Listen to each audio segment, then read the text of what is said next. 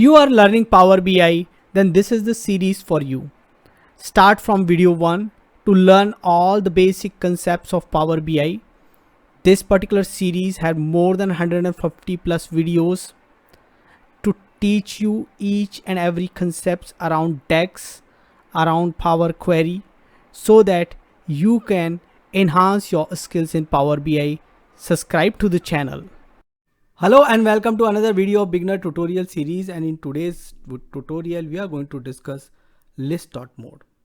So mode is a function which we use in statistics, and you know that mode is a function which gives us the highest frequency number. So this is List.Mode in Power Query, where it should return us the maximum frequency. Like in this example we have a and 1 1 2 3 3 4 and 5, and we ask for List.Mode, it returns 3 because 3 has the highest frequency. So we would like to go ahead and try out this function in our Power BI. So we go to Power BI, and because this is a Power Query function, under the Home tab, transform data would lead us to Power Query editor, where we can see all our sources, and there we are going to create a new blank source.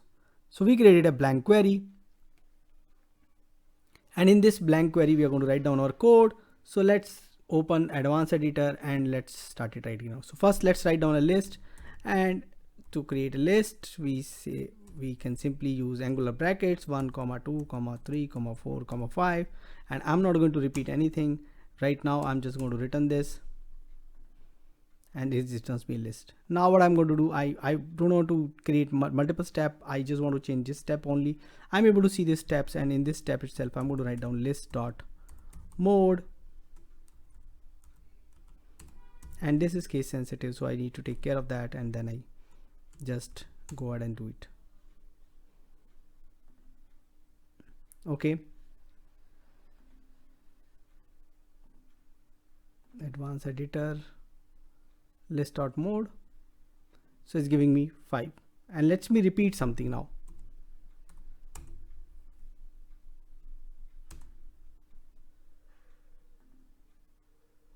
So it's giving me 3. Let me repeat 2 comma 2. It's giving me 2. 7 8 9. Still gives me 2. Let me remove 2 only once. Let me remove 3 only once. So is 2 repeating again? Yes, 2 is repeating still. So we got the highest number. So in this manner List.Mode function works. So you can give a list, and it is going to return the number which is having the highest frequency. Now let's see how can we use it on a table column. So I have this table. On this table I want to find out, let's say in one of the column I want to find out the mode for a particular column.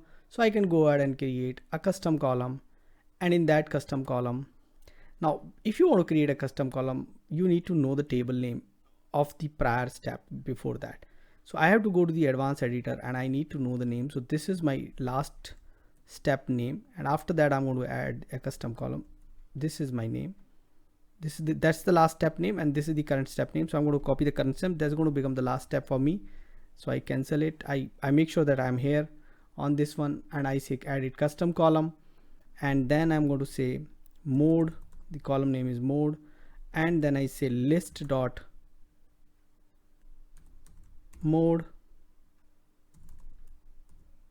and there I need. Now if you simply give a column name, is not going to be list. You have to give table name and post that column name. This is a list actually, so simply it's not going to work. And now you see 777, because once you are taking the mode, if the thing is available, it's going to give you the highest number. Now what happens if I want it in some other table? Now in other table, that the task is easy. So if I go here and I say new blank query, and I go and edit it, and I write down here List.Mode, and from the data table I ask to give me A1 column. Now my task here We don't have date table, we have a data table. So my task here is to give a table name, column name. Table name, column name can be treated as a list, not the only the column name, specifically when you are using it into a column formula. So table name, you have to find out from the last step. Here we at least know the table name because it's outside that table. So inside that table, you have to need the table name from the last step. So go ahead and try this out. Do let me know what else you want me to cover in this particular series. Thanks for watching this video. Thank you. Keep watching, keep asking questions in comments, subscribe to my channel and press the bell icon so that you can get notification for new videos. Thank you.